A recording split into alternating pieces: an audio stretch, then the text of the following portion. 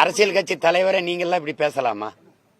ஒரு அரசியல் கட்சி தலைவரை, மக்களால் நேசிக்கப்படக்கூடிய இவ்வளவு பேர் மதிக்கக்கூடிய ஒரு தலைவரை நீங்க எல்லாம் இப்படி பேசலாமா? இப்படி நடத்தலாமா? அதனால நீங்க என்ன மதிச்சீங்க?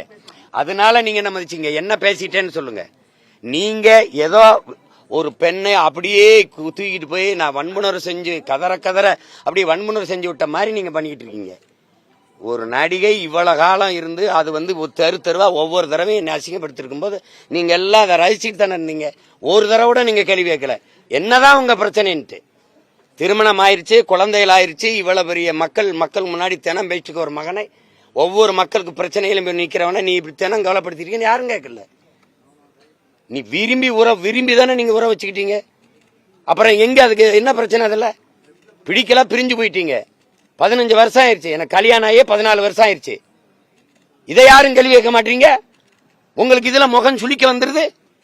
அந்த முகத்தை ஒரு தடவை காட்டுங்க, எப்படி இருக்குன்னு பாப்போம். அப்ப 15 வருஷமா என்னை பழி போட்டு அவமானப்படுத்துறீங்க. கோதரி திங்கிரியல எல்லாரும் என்னை என் குடும்பத்தை, என் பிள்ளைகளை, என் மயம் பெரியவனுக்கெல்லாம் நல்லா விவரம் தெரிஞ்சிருச்சு. இதெல்லாம் அவன் பார்த்தானா, அவன் நண்பர்கள் பார்த்தா என்ன ஆவாங்க? அதுல உங்களுக்கு முகம் சுளிக்க மாட்டேங்குது. கேவலப்படுற, அவமானப்படுறவன் சீமான், அவன் குடும்பம், அவன் பிள்ளைகள்னா என்னை சுத்தி நிக்கிற இந்த என் மகன் நிக்கிறா. இவன் என்ன நினைப்பா என்னைய?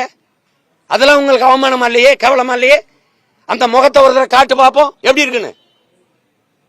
அதையே என்னைய சொல்லும் போது சிரிக்குத முகம், நாங்க என் ஆதங்கத்தை சொல்லும் போது அப்படி சுளிக்குது. என்னையா உனக்கு வந்துருச்சு? இந்த திமுக இருக்க ஒரு தலைவன் இத பத்தி பேச தகுதியோட இருக்குன்னு சொல்றான். ஒருத்தன் சொல்றா பாப்போம். ஒரு தலைவன்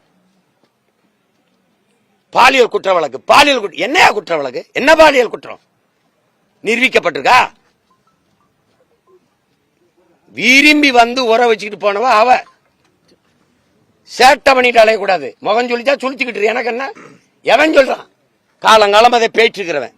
இந்த திமுக அல்லக்கை பயில இந்த வாடகை வாய் நாய் பேசிட்டு வேற பேசுவான். அதான் தெரிவிக்கல இல்ல, அதான பிரச்சனை இப்போ.